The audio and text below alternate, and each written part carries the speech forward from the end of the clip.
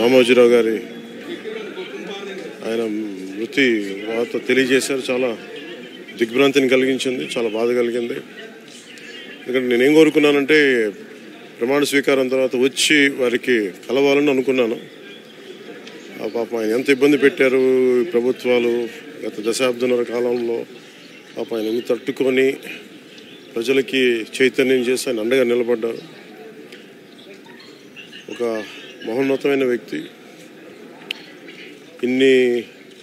ఇప్పుడు ఆంధ్రప్రదేశ్లో కానీ భారతదేశంలో ఎక్కడైనా సరే, ముఖ్యంగా ఆంధ్రప్రదేశ్ తెలంగాణకు సంబంధించి తెలుగు రాష్ట్రాల్లో ఏ జర్నలిస్ట్ ఉన్నా అది ఈనాడు స్కూల్ ఆఫ్ జర్నలిజం నుంచి వచ్చే రూట్స్ దానికి ఉంటాయి.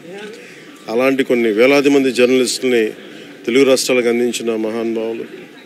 అలాగే తెలుగు చిత్ర పరిశ్రమకు సంబంధించి కూడా ఈరోజు ఇంత ఇన్ఫ్రాస్ట్రక్చర్ ఇక్కడ డెవలప్ చేశారంటే అది హైదరాబాద్లో ఎంత అద్భుతంగా తెలుగు చిత్ర పరిశ్రమ ఉందంటే ఆయన కాంట్రిబ్యూషన్ చెప్పలేను. ఇలాంటి చేస్తున్న వ్యక్తిని ప్రభుత్వాలు గత 15 సంవత్సరాల్లో చాలా ఇబ్బంది పెట్టినాయి. వాటన్నిటినీ తట్టుకొని ఆయన్ని ఇబ్బంది పెట్టిన ప్రభుత్వాలు ఈరోజు లేవు. ఆ విజయం ఆయనకి తెలియజేయాలని అనుకున్నాం, చేసి లోపల దురదృష్టం ఇలా జరిగిపోయింది.